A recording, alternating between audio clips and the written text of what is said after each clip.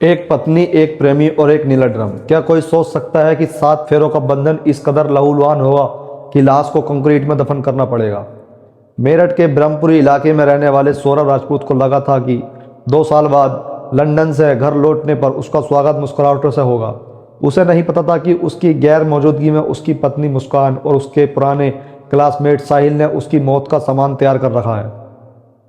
आज की कहानी एक ऐसी साजिश की है जिसे सुनकर आप दहल जाएंगे। कैसे एक माँ ने अपनी 6 साल की बेटी के सामने ही उसके पिता के खून की योजना बनाई, और कैसे एक नीले ड्रम ने उस राज को उगल दिया जिसे सीमेंट की परतों में छिपाने की कोशिश की गई। चलिए शुरू करते हैं मेरठ के इस रोंगटे खड़े कर देने वाले केस की परत दर परत हकीकत। प्यार, शादी और लंदन का सफ़र। कहानी शुरू होती है साल 2016 में। मेरठ के सौरभ राजपूत ने मुस्कान रस्तोगी से प्रेम विवाह किया था। घर वाले इस शादी के खिलाफ थे, लेकिन दोनों ने दुनिया की परवाह नहीं की। साल 2019 में उनके घर एक प्यारी सी बेटी ने जन्म लिया। आर्थिक तंगी की वजह से सौरभ के अपने माता पिता से अनबन हुई और वो मुस्कान के साथ इंदिरा नगर में रहने लगा। साल 2022 में सौरभ काम के लिए सिलसिले में लंदन चला गया। उसे लगा था कि प्रदेश में मेहनत कर वो अपनी पत्नी और बेटी को बेहतर जिंदगी देगा, लेकिन उसकी गैर मौजूदगी में मुस्कान की नज़दीकियां अपने पुराने स्कूल के दोस्त साहिल शुक्ला से बढ़ गईं। सौरभ का पासपोर्ट एक्सपायर होने वाला था, इसलिए वो 24 फरवरी को भारत वापस लौटा। लेकिन यहाँ का माहौल बदला हुआ। सौरभ और मुस्कान और साहिल के रिश्ते का पता चल चुका था। उसने तलाक की अर्जी भी दी थी, लेकिन बेटी की खातिर घर वालों ने समझौता करा दिया। यहीं से शुरू होता है असली सस्पेंस। मुस्कान और साहिल ने सौरभ को रास्ते से हटाने का फैसला कर लिया था।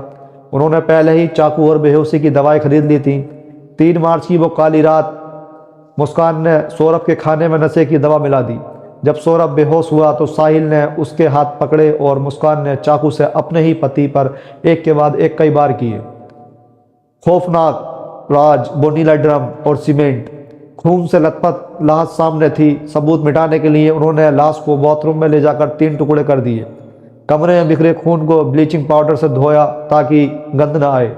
अगले दिन यानी 4 मार्च को मुस्कान बाजार गई और एक नीला प्लास्टिक का ड्रम और सीमेंट खरीद कर लाई। उन्होंने लाश के टुकड़ों को ड्रम में डालकर और ऊपर से सीमेंट, रेत और कंक्रीट का घोल भर दिया ताकि वो हमेशा के लिए दफन हो जाए।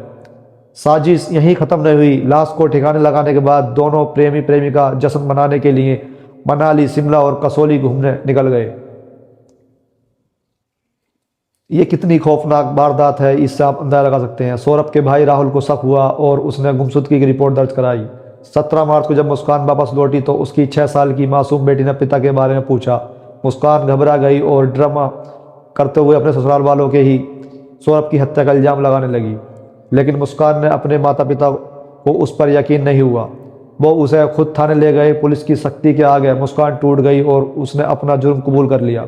पुलिस ने कमरे से वो नीला ड्रम बरामद किया जिसे कटर से काटकर सौरभ के अवशेष बाहर निकाले। मेरठ का ये मामला आज समाज के लिए एक बड़ा सवाल छोड़ गया। मुस्कान अपने माता पिता ने ही अपनी बेटी के लिए मौत की सज़ा की मांग की, क्योंकि उनके हिसाब से उसने समाज को शर्मसार किया है। साहिल और मुस्कान आज जेल की सलाखों के पीछे हैं। लेकिन सोचिए, उस 6 साल की बच्ची का क्या, जिसके पिता का कत्ल उसकी माँ ने ही कर दिया। प्यार में धोखा और फिर ऐसी हैवानियत, क्या ये वाकई मुमकिन है? आपकी इस खौफनाक कहानी पर क्या राय है, कमेंट में ज़रूर बताएं। अगर आप ऐसी ही सच्ची और घटनाओं के बारे में जानना चाहते हैं तो चैनल को सब्सक्राइब करना ना भूलें। सुरक्षित रहें और अपने आसपास के लोगों को पहचानें। धन्यवाद। जय हिंद।